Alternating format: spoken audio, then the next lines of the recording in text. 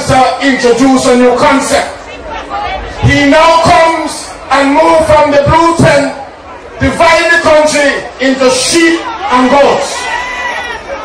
Sheep meaning your UPP, you eat grass, and goats mean that you put you in a desert, you eat nothing.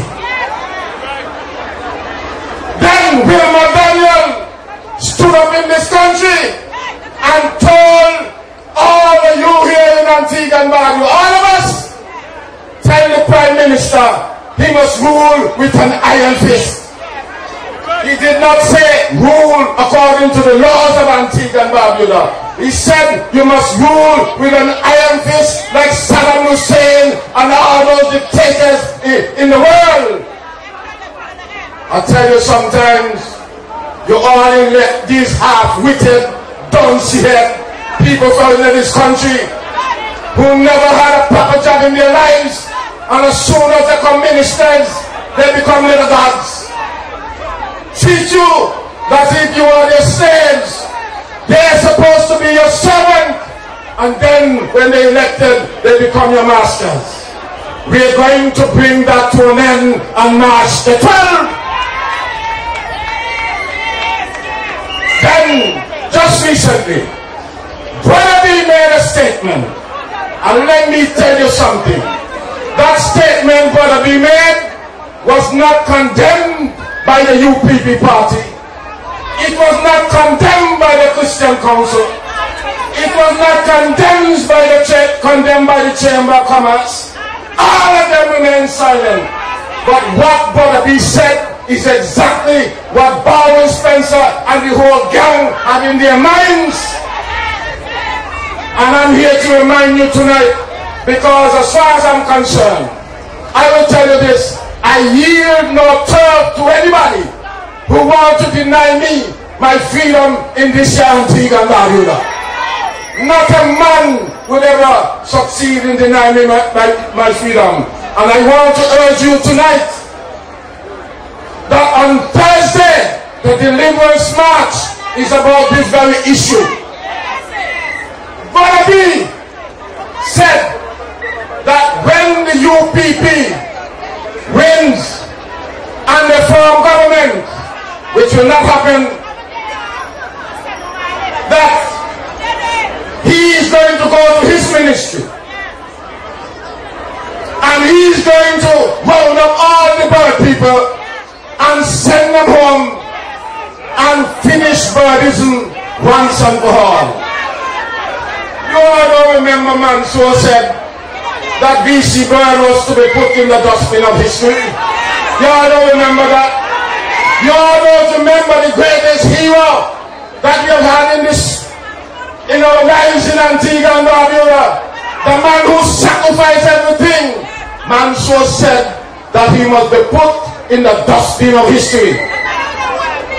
Brother B, a little boy from Bowlands, now he's such a big man that he's going to say to you that if the UPP wins and you have a job with the government that you pay taxes, they're going to send you home so you don't have any money to feed your children, to take care of your family. That is the politics that you're faced with today. I want to make it clear, no government, no minister has any right to take bread off the table of anybody in this country. And it's for this reason that you must come to the march on Thursday. I want to see 10,000 people on the streets of St. John's on Thursday to deliver Antigua and Barbuda from the hands of these wretched men. The other thing that you all must not take lightly, never in the history of the entire Commonwealth have we ever seen what Bowen Spencer and his gang did to go back to Parliament. They dissolved Parliament. And the Constitution says that the only way you can recall Parliament is if there is an emergency. But this vengeful, vindictive bunch of men wanted to get at an investor they didn't like, and they went to Parliament. But it backfired, because what they wanted to do was to say to the Antigua and Barbuda people, listen, we are here to rescue your lands for you. But let me tell you something. I tell you how foolish this government is. All stand for business are ongoing enterprises. And it's not piece of land to be built upon. They are businesses. And if the government take over those businesses, they have a responsibility to pay the workers and to maintain the assets of those companies. You tell me, a government that can't pay wages just last week, how are they going to find the money to do all those things? They can't. But that was done in order to confuse your mind. I am confident that given the experience you've had over the last 5 years, there is absolutely no way the UPP will fool the people of Antigua and Barbuda again.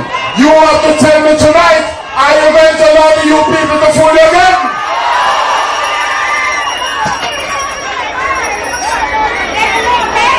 I noticed something in Antigua.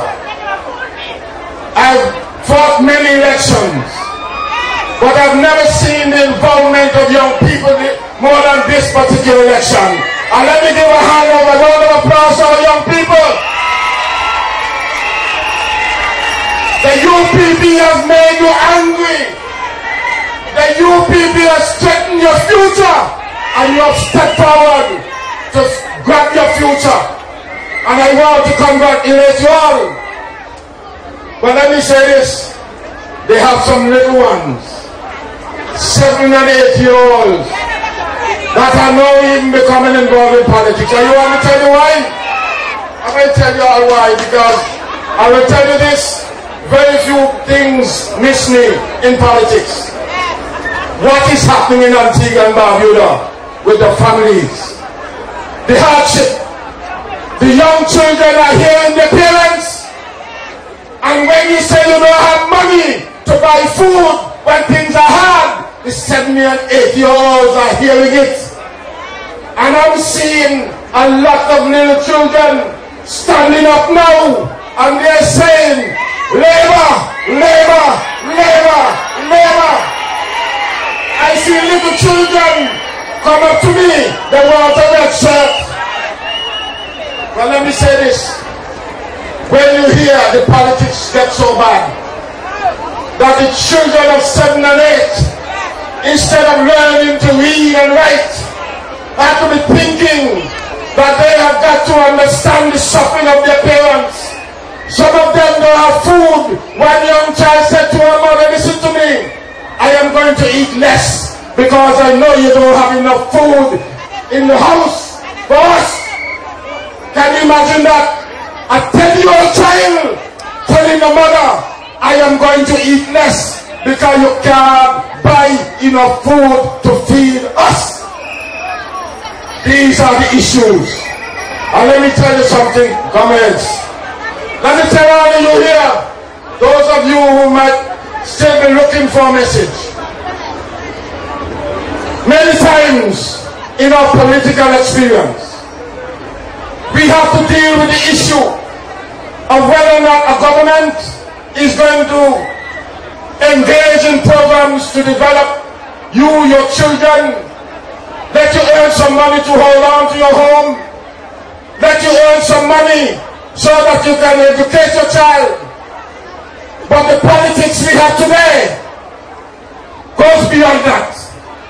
It's the first time in the history of Antigua and Barbuda that our very liberty is being threatened in this country. You have some officers in government that will say to you point blank, you can't get no job in this government because you support Labour Party. You can't come on this job if you wear red. What kind of country we have? Are we all ready to take that? Well, I want to say, I am confident that the Antigua Labour Party has a